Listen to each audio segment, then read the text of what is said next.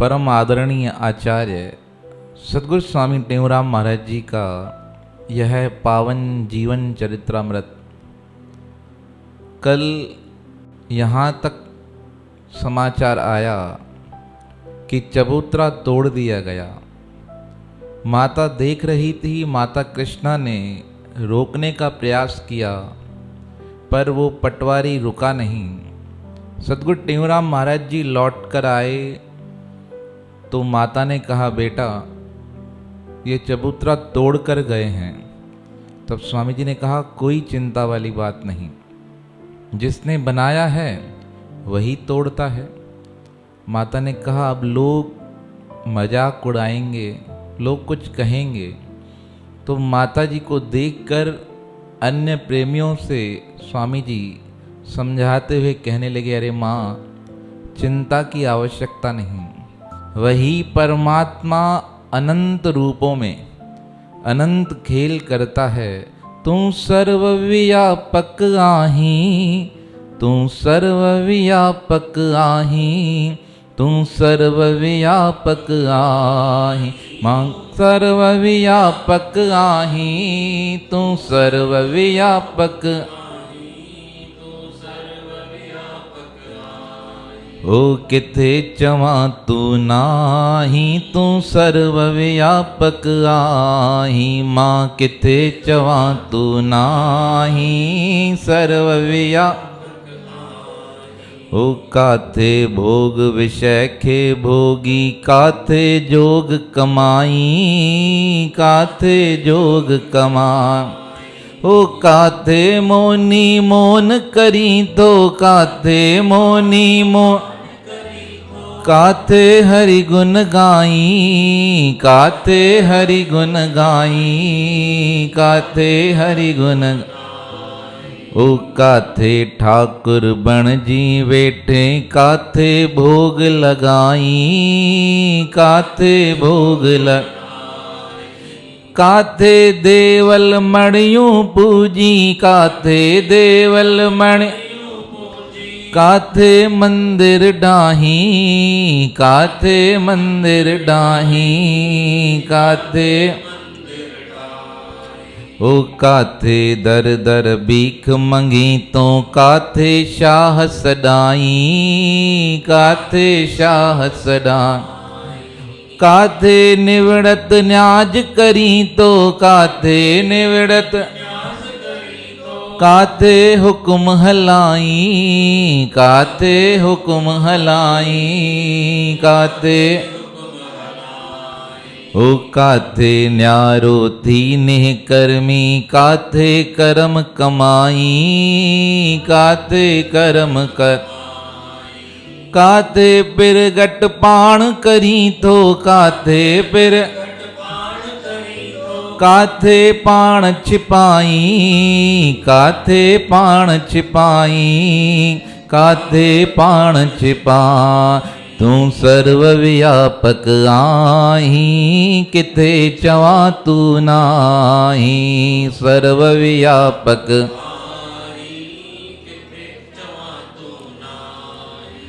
काथे गुज्ञानी गुर थी वेठे, चेलो किथे चवाई, चेलो किथे चवाई। काथे ज्ञानी गुर थी वेठे, चेलो किथे चवाई, चेलो किथे चवाई। कहे टेऊ हर रंग रूप थी, कहे टेऊ हर नाना खेल खिलाई, नाना खेल खिलाई, नाना खेल खिला। तू सर्वव्यापक आही, किथे चवा तू नाही, सर्वव्यापक आही, किथे चवा तू नाही। स्वामी जी ने भजन गाया, प्रेमी प्रसन्न हुए, पूछने लगे, महाराज परमात्मा सब कुछ वही करता है? तो सद्गुरु टेऊराम महाराज जी ने बहुत सुंदर बताया, कहीं वही मंदिर बना रहा है, कहीं वही तोड़ रहा है, वही खिला रहा है, वही खा रहा है, वही दे रहा है, वही मांग रहा है। हर रूप में वही राज्य चला रहा है और वही जेल में बंद है। परमात्मा के विचित्र रूप हैं। अकबर बैठे थे अपने सिंहासन पर। एक दरवेश महापुरुष आए। उन्हें देखकर अकबर ने पूछा, परमात्मा क्या करता है? संत जी ने कहा, सवाल पूछने वाला ऊपर बैठा हो, जवाब देने वाला नीचे, तो ये शोभामान काम नहीं। तुम्हें सवाल पूछना है, नीचे आना पड़ेगा। अब अकबर नीचे आ गया और वो महापुरुष अकबर के तख्त पर बैठ गए। कहा, पूछो क्या पूछना है। कहा, भगवान क्या करता है? कहा, भगवान यही काम करता है। कहा, कौन सा? कहा, राजा को नीचे खड़ा कर देता है और नीचे खड़े रहने वाले फकीर को, दरवेश को सिंहासन पर बिठा देता है। यह सब भगवान की माया है। तो सद्गुरु स्वामी टेऊराम महाराज जी ने समझाया माता जी को, माँ चिंता मत करो। सत्संग समाप्त हुआ। प्रेमी कहने लगे, महाराज चबूतरा तोड़ कर गए, आज रात्रि को हम फिर बना देंगे। स्वामी जी ने कहा, जैसे आपको उचित लगे। अब पुनः रात्रि के समय चबूतरा बनवा दिया गया। सत्संग हुआ। प्रातःकाल फिर जो द्वेष रखने वालों थे उन्होंने देखा कि चबूतरा बनकर तैयार हो गया है। दूसरे दिन पुनः स्वामी जी के पास आ गए। कहा, कल तुम्हें हमने कहा था कि चबूतरा मत बनाना, तुमने आज पुनः चबूतरा बनवा दिया है। स्वामी जी ने कहा, जैसे भक्तों की इच्छा।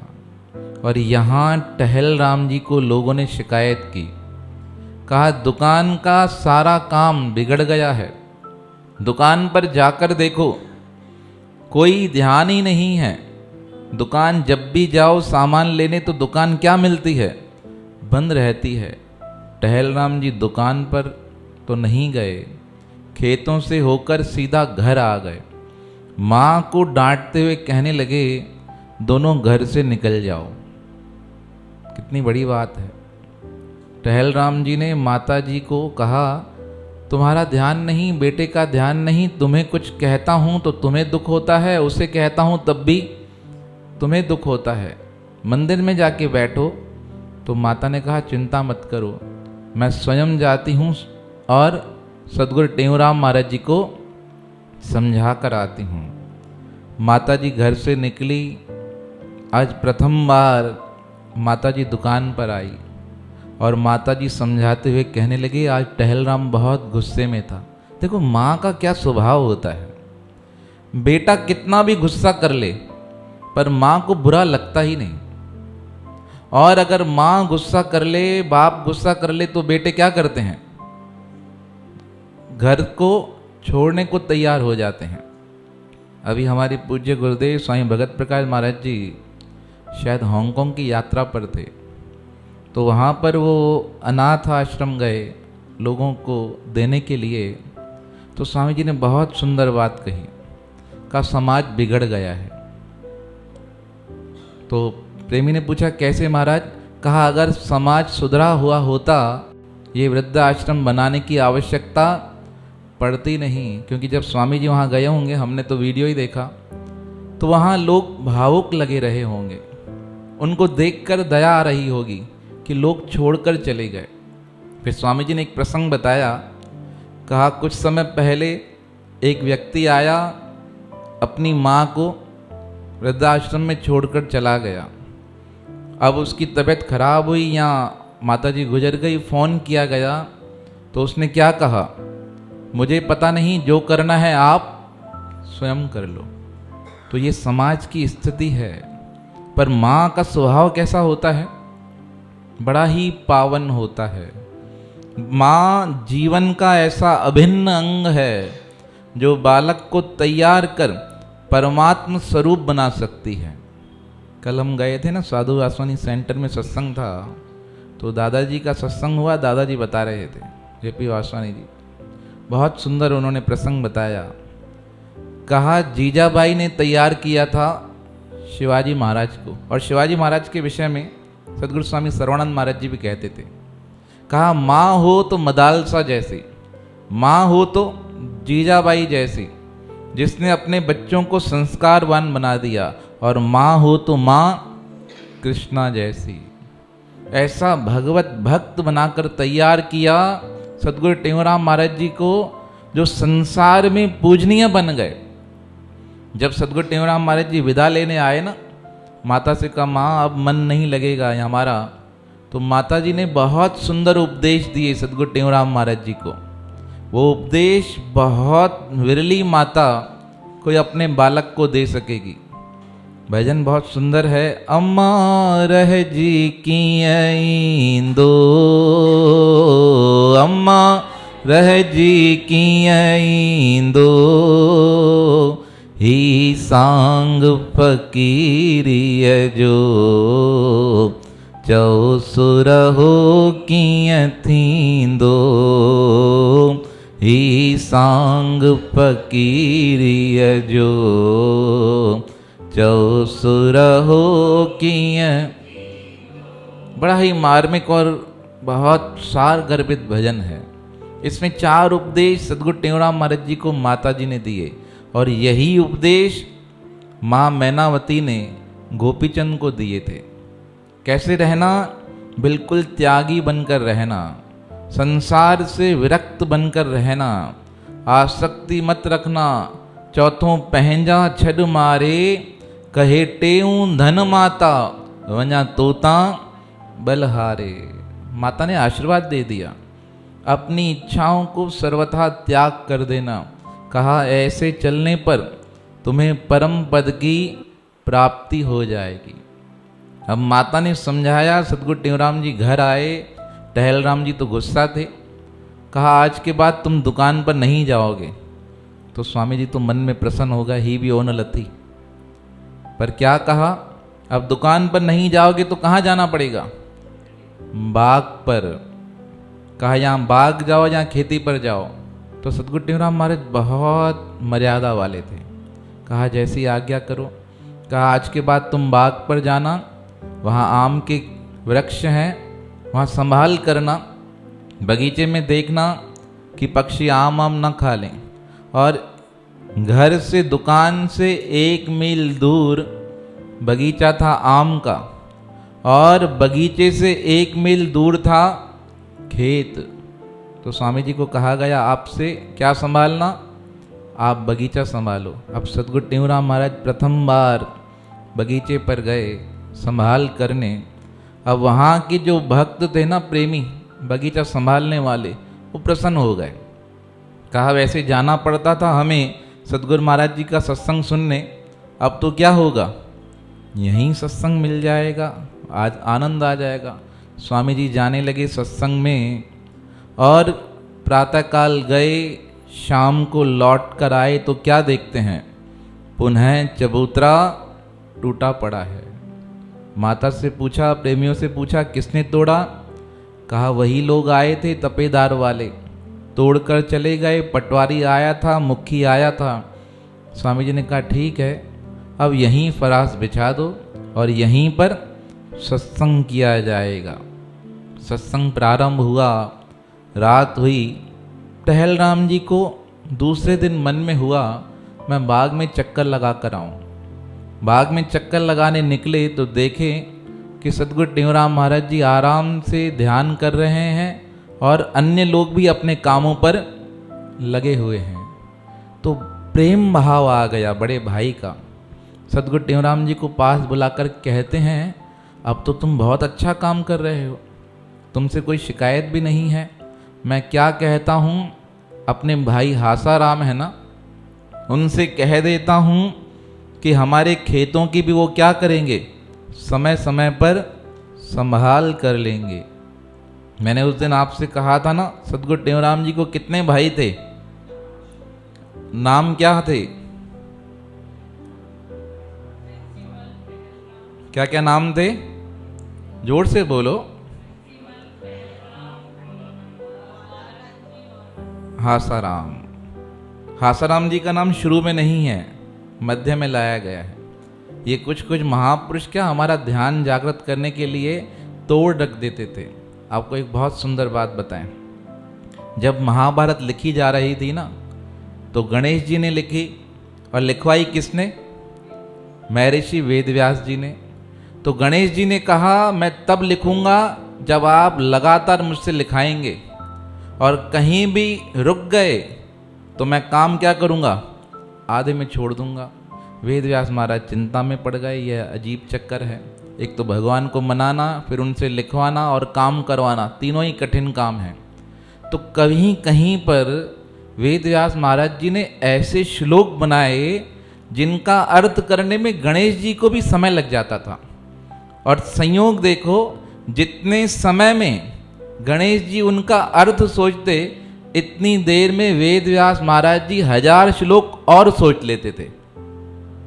गणेश भगवान जी तो विद्वान है ना, देवता हैं और प्रथम पूजनीय है, गणपति हैं। तो ऐसे ऐसे तोड़ रखने पड़ते हैं शास्त्रों के मध्य में, जैसे कि हम लोगों का ध्यान उस शास्त्र के प्रति जागरूक रहे। तो अब भूलना मत, नाम याद हो गए ना आपको। तो सदगुरु स्वामी टेवराम महाराज जी से कहने लगे, टहल राम जी आप चिंता मत करो, मैं अपने भाई को बोल देता हूँ। रात को लौट कर आए, शाम के समय सत्संग प्रारंभ हुआ, और आज तीसरे दिन लौट कर आए तो क्या है, जहाँ चबूतरा था ना वहाँ ईंटें हैं ना वहाँ पत्थर पड़े हैं। स्वामी जी को हंसी आ गई। प्रेमी पूछने लगे, महाराज जी मुस्कुरा रहे हो, क्या हुआ? कहा कल तक तो यहाँ सामान था, आज तो यहाँ सामान भी उठ गया है। पूछा कौन ले गया? कहने लगे महाराज जी यहाँ से ले गए सामान कुछ, जो पटवारी था ना उसने कहा बार बार यह पत्थर ईंटों से सामान बनाते हैं, इसलिए ईंटों को ही गायब कर दिया जाए। देखो कितने सदगुरु महाराज जी ने दुख सहे। अब सदगुरु महाराज ने कहा ठीक है। सत्संग प्रारंभ हुआ, लोग आए, सत्संग सुना। प्रातःकाल स्वामी जी गए पुनः बगीचे पर, वहाँ सत्संग प्रारंभ हुआ। लोग भजन गा रहे थे। ग्वालानंद जी का नियम था, दिन को 11 बजे वो सदगुरु टेवराम महाराज जी को भोजन देने जाते थे। अब धीरे धीरे सदगुरु टेवराम महाराज जी के कुछ घनिष्ठ प्रेमी थे, आत्मानंद जी, मंगर राम जी, अचानक से बगीचे में चले गए। स्वामी जी ने पूछा अचानक से कैसे? कहा महाराज जी बस ऐसे इच्छा हो गई, सुना है अब आपने यहाँ मौज मचा के रखी है, इसलिए हम आपके पास यहाँ आ गए हैं। वहाँ टहल राम जी दुकान संभालने लगे, तो जैसे ही दुकान का हिसाब किताब कर रहे थे ना, तो देखकर हैरान हो गए। 1.5 गुना मुनाफा लगा पड़ा था। मन में पश्चाताप हुआ। कहा माता को भी बिना कारण डांट दिया और अपने बड़े भाई छोटे भाई को भी बिना कारण डांट दिया। घर पर आए दिन को रोटी खाने, तो माता से माफ़ी मांगी। देखो दुनिया में पाप होना कोई बड़ी बात नहीं, पर पाप का पश्चाताप हो जाए ना तो समझो आप इंसान हो। हमारे मन में क्या है, क्रोध तो आ जाता है, पर क्रोध के पश्चात पश्चाताप नहीं आता। पश्चाताप का अर्थ ही यही है कि आपने तपस्या कर ली। कोई सा भी ऐसा क्रोधित कर्म नहीं जो जीव को दुखी नहीं करे। आप भले किसी दूसरे की गलती पर दूसरे पर क्रोध करो, बिल्कुल करो, पर याद रखिएगा जब आप सोने जाएंगे ना तो आपको दुख अवश्य होगा कि मैंने क्रोध किया है।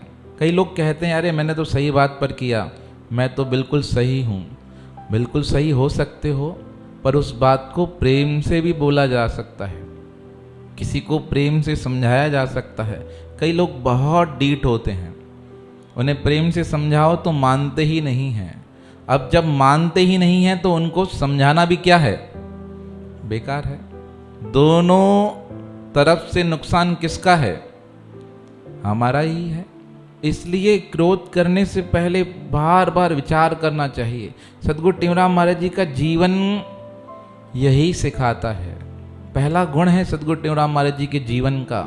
देखो चबूतरा टूटा, क्रोध नहीं। दूसरी बार चबूतरा टूटा तब भी क्रोध नहीं। आश्रम जल गया तब भी क्रोध नहीं। और जिनके नाम पर हम खा रहे हैं, आश्रम संभाल रहे हैं, थोड़ी सी बात होती है गुस्सा आ जाता है। हमारे लिए शर्म वाली बात है, बेशर्म वाली बात है। सबकी बात कर रहे हैं हम। जो सद्गुरु टेऊराम महाराज जी थे उनको देखें और हम अपने आप को देखें। कोई चीज़ हमारे हिसाब से नहीं हो तो क्या होता है? क्रोध आता है या नहीं आता है? जब क्रोध आए ना तो सद्गुरु टेऊराम जी की मूर्ति रखनी चाहिए नज़दीक अपने पास, देखना चाहिए जो हमारे आइडल हैं, जिन्हें हम पूछते हैं, उनका जीवन कैसा था। कुछ नहीं था, हम फिर भी बैठे हैं, सद्गुरु महाराज जी की कृपा से सुविधाओं में, आनंद में बैठे हैं। एसी बंद हो जाती है, परेशान हो जाते हैं। लाइट चली जाती है, परेशान हो जाते हैं। भोजन ढंग से नहीं मिले, परेशान हो जाते हैं। यात्रा में जाएं और फ्लाइट कैंसिल हो जाए तो क्या होता है? परेशान हो जाते हैं। किसी स्थान पर पहुंच जाएं, सुविधा नहीं मिले तो क्या होता है? क्रोध आ जाता है। अरे दूसरी बार तुम्हारे पास आएंगे नहीं, हम आए थे, 5 संतों को माला पहनाई, मुझे माला पहनाई नहीं। क्या होता है? बहुत बार होता है। आपको सब थोड़ी बातें बताई जाएंगी, होता है, बहुत लोगों के साथ होता है।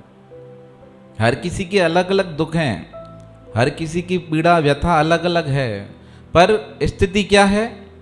क्रोधित होना, गुस्सा आ जाना। जिसको गुस्सा आ जाए ना, समझो उससे बड़ा मूर्ख कोई है ही नहीं।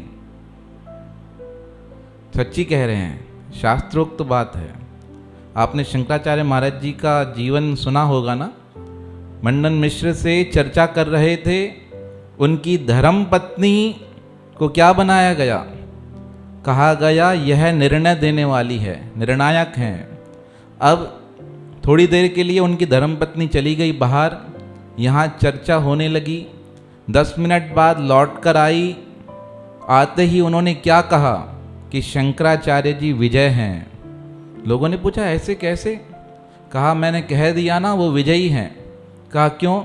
कहा जाते समय मैंने अपने पति और शंकराचार्य जी के गले में गुलाब के फूलों की माला पहनाई थी, और जब आई हूँ तो मेरे पति की माला क्या है? मुरझा गई है, सूख गई है। लोगों ने पूछा इससे निर्णय हो गया? कहा नहीं, इससे निर्णय नहीं हुआ। इनके हृदय में जो माला पड़ी थी ना, इनके हृदय में क्रोध था। उस क्रोध के स्पर्श से यह माला क्या हो गई? सूख गई। और जिसके हृदय में क्रोध आया, समझो वो क्या हुआ? हार गया। जीवन में यह पहला सूत्र है। क्रोध सबको आता है, ऐसे नहीं कि नहीं आएगा, पर उसे रोकने का प्रयास करना है। यही तो सतगुरु महाराज जी का चरित्र है, दिव्य चरित्र है, हर कदम पर सिखाने वाला है। सतगुरु टेऊराम महाराज जी मुस्कुराने लगे। कहा आप चिंता मत करो, आप बिल्कुल सोचो मत। माता से कहा माँ मुझे क्षमा करो, आप पर क्रोध कर दिया।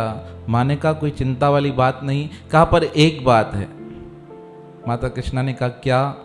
कहा सतगुरु टेऊराम महाराज जी को मत बताना कि दुकान में क्या हुआ है, मुनाफा, नहीं तो क्या करेगा? फिर सामान लुटा देगा, उनका स्वभाव है। माता ने कहा चिंता मत करो। 2 बजे सतगुरु टेऊराम महाराज जी घर आए, भोजन हुआ, सत्संग हुआ। दूसरे दिन पता नहीं टहल राम जी को मन में हुआ मैं जाकर चक्कर लगा कर आऊँ बगीचे में। तो 3-4 दिन पहले गए तो बड़ाई करके आए, और आज टहल राम जी जैसे वहाँ पहुँचे तो क्या देखते हैं?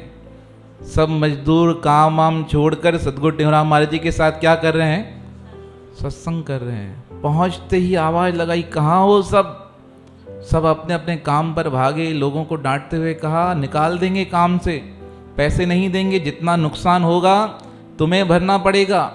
ग्वालानंद जी को देखकर कहा खाना देने आते हो, कोई काम करते नहीं। अब ग्वालानंद जी तो सबसे छोटे, उन्हें पता था कि डांट किसको पड़ेगी? सतगुरु टेऊराम महाराज जी को। तो ग्वालानंद जी को देखकर कहने लगे ये भी तुम्हारे साथ बिगड़ गया है। देखो बड़े भाई का डांटना कैसा होता है, प्रेम प्यार वाला। अब डांट तो दिया, अब इस प्रकार गुस्सा करके घर आ गए। सतगुरु टेऊराम जी घर, टहल राम जी घर आए, विचार करने लगे क्या हुआ, किस प्रकार हुआ। अब टहल राम जी ने कहा मेरे को लगता है मुझे खेती बाड़ी सारी क्या करनी पड़ेगी? बेच डालनी पड़ेगी। तो अब गुस्सा करके वो तो चले गए। सदगुरु टेऊराम महाराज जी वहाँ बैठे वृक्ष के नीचे विचार करने लगे कि अब तो संभालना पड़ेगा। ये तो टहलराम जी क्या होते हैं, बार बार गुस्सा हो जाते हैं। अब ग्वाल जी भी चले गए। सदगुरु टेऊराम महाराज जी एक वृक्ष के नीचे बैठे हैं। क्या देखते हैं, एक आम के पेड़ पर एक तोता आया है। वो तोता क्या कर रहा है, फल खा रहा है। तब सदगुरु महाराज जी के मन में शब्द उत्पन्न हुए और उन शब्दों को सदगुरु टेऊराम महाराज जी ने भजनबद्ध कर दिया। बदन जे बाग में तो मिठा नित बोलतो बोले। बदन जे बाग में तो मिठा नित बोलतो। पखी हुन पार जो आहे, आयो कुरबऊं हिते काहे। पखी हुन पार जो आहे, आयो हित बो हिते का। डिठई तह खेत न तो ठाए, अथई टारिन पनन ओले। बदन जे बाग में बोल तो। पखी मेहमान जानिज तू, वनी वे जो सुञानिज तू। पखी मेहमान जानिज तू, वनी वे जो सुञानिज तू। मिली का मौज मानिज तू, अथई जेसी अंदर चोले। बदन जे बाग में लथो खणी आयो खबर खाती। प्रियन जे पार जी पाती।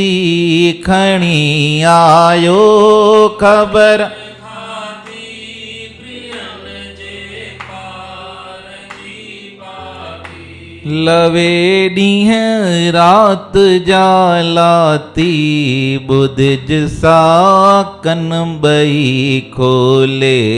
लवे ॾींह रात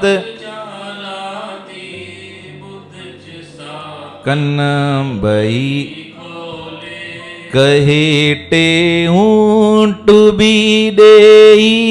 पसिज सो पाण में पेही। कहे टे ऊंट भी देई, पसिज सो पाण में पेही। ॾिसी हड मांस जी देही, भुली ना तू पैज बोले। ॾिसी हड मांस जी देही, भुली ना पैज तू पो। बदन जे बाग में तो मिठा नित बोल तो। स्वामी जी ने ये भजन गाया और जितने काम करने वाले थे स्वामी जी के पास आकर बैठ गए। स्वामी जी ने कहा, अरे तुमको समझ नहीं आई, अभी डांट कर गया था टहलराम और तुम पना आ गए। जिसे हूँ तो पे चवंदो रहंदो है। किसी किसी के नहीं बोलते, वो उसका आदत है कहने का। हम तो आप भगवान कृष्ण हो। हमारे सदगुरु स्वामी सर्वानंद महाराज ने लिखा है, वो मजदूर लोग क्या कहने लगे, कहा महाराज जब आप गाते हैं ना तो ऐसे लगता है कि भगवान कृष्ण ने बांसुरी बजा दी है। फिर जिस प्रकार गोपियाँ सब कुछ छोड़कर भगवान कृष्ण के पास आ जाती थी, हम भी सब काम छोड़कर आपके पास आ जाते हैं। तो स्वामी जी मुस्कुराने लगे। शाम के 5 बजे स्वामी जी का मन बहुत शांत था और सदगुरु स्वामी सर्वानंद महाराज ने लिखा, सदगुरु टेऊराम महाराज जी वहाँ से उठे, नहर का किनारा लेकर कब्रिस्तान आ गए।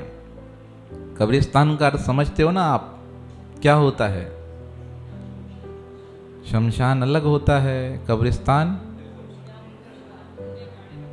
शमशान जहाँ हम हिंदू लोग जलाते हैं, और कब्रिस्तान क्या हुआ? वो मुस्लिम प्रदेश था ना वहाँ पे। तो स्वामी जी कब्रिस्तान की तरफ आ गए, और कब्रिस्तान की तरफ से निकलो तो भगवान का नाम लेके निकला करो, समझा रहे हैं आपको। क्योंकि जब तक शरीर जलता नहीं तब तक मुक्ति नहीं होती है, शास्त्रों के विधान है। तो अब कब्रिस्तान में सद्गुरु टेहराम महाराज जी गए और एक स्थान पर जाकर बैठ गए। कैसा स्थान था? जहाँ छोटा सा पहाड़ था, उस पहाड़ के आसपास बैठ गए। अब घर में सब लोग चिंतित होने लगे। माता ने कहा, आए नहीं सद्गुरु टेहराम जी महाराज। सत्संग प्रारंभ हुआ रात को, प्रेमी लोग आ गए, पर किसी को कुछ भी पता ही नहीं।